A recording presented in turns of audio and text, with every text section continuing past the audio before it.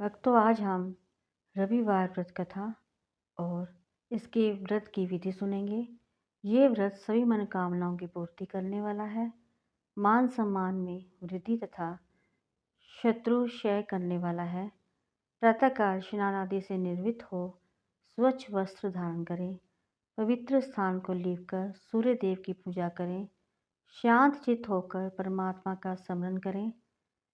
भोजन एक ही समय करें, तेल व नमक युक्त भोजन ना ग्रहण करें। भोजन तथा फलाहार सूर्य अस्त होने से पहले ही कर लेना चाहिए। यदि भोजन करने से पूर्व सूर्य छिप जाए तो दूसरे दिन सूर्य के उदय होने पर अर्घ देने के बाद ही भोजन करें। व्रत के अंत में कथा सुननी चाहिए। आगे कथा। एक बुढ़िया थी। वह प्रत्येक रविवार को सवेरे ही गोबर से घर को लीपकर स्नान आदि कर भगवान की पूजा करती थी।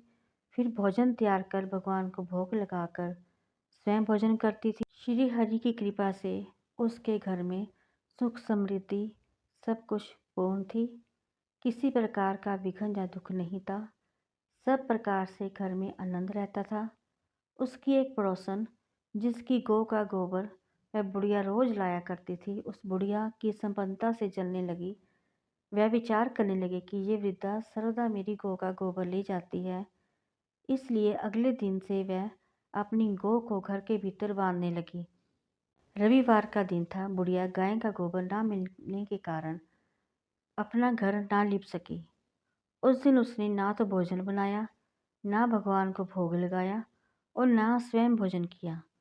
इस प्रकार उसने निराहार व्रत किया। रात्रि होगी, वह भूखी ही सो गई। रात्रि में भगवान ने उसे सपने में दर्शन दिया और भोजन ना बनाने और भोग ना लगाने के कारण पूछा। वृद्धा ने कहा उसे गोबर नहीं मिला, इस कारण वह अपना भोग ना बना सकी।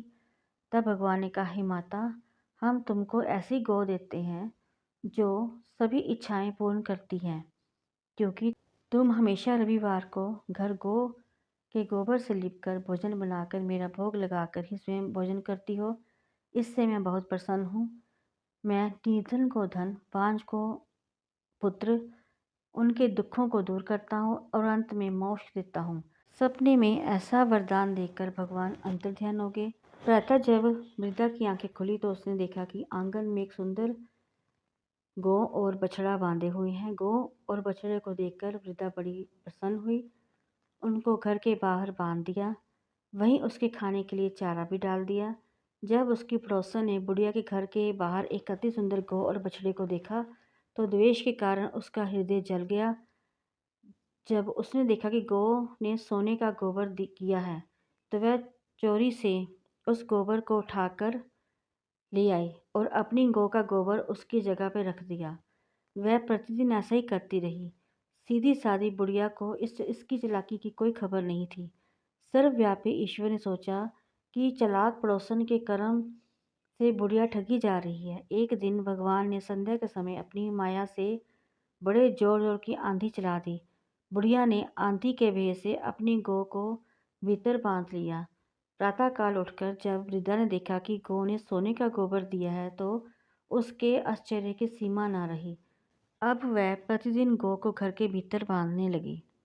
पड़ोसन ने देखा कि बुढ़िया गौ को घर के भीतर बांधने लगी है तो उसका सोने का गोबर उठाने का दाव नहीं चलता, तो वह ईर्ष्या और ढा से जल उठी। अन्य कोई उपाय ना सूझा तो उस देश के राजा की सभा में जाकर कहा, महाराज, मेरे पड़ोस में एक वृद्धा के पास ऐसी गौ है जो नित्य सोने का गोबर देती है। आप वह सोना प्राप्त कर उससे प्रजा का पालन करिए।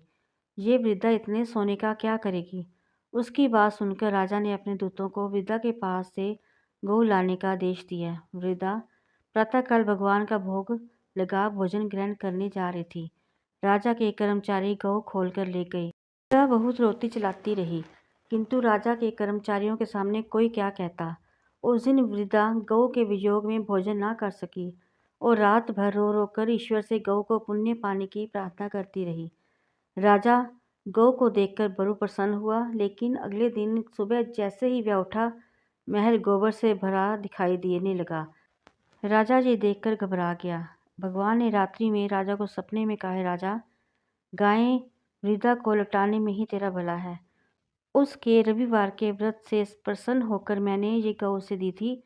प्रातः होते ही राजा ने वृद्धा को महल में बुलाकर बहुत सा धन देकर सम्मान सहित गाय बछड़ा दोनों ही उसे लौटा दिए और अपने कार्य के लिए उसे क्षमा प्रार्थना की। इसके बाद राजा ने उसकी पड़ोसन को बुलाकर उचित दंड दिया। इतना करने के बाद राजा के महल में गंदगी दूर हो गई। उसी दिन से राजा ने नगरवासियों को आदेश दिया कि राज्य की समृद्धि तथा अपनी समस्त मनोकामनाओं की पूर्ति के लिए रविवार का व्रत करें। व्रत करने से नगर के लोग सुखी जीवन व्यतीत करने लगे। अब कोई बीमारी तथा प्रकृति का प्रकोप उस नगर में नहीं होता था। सारी प्रजा सुख से रहने लगी।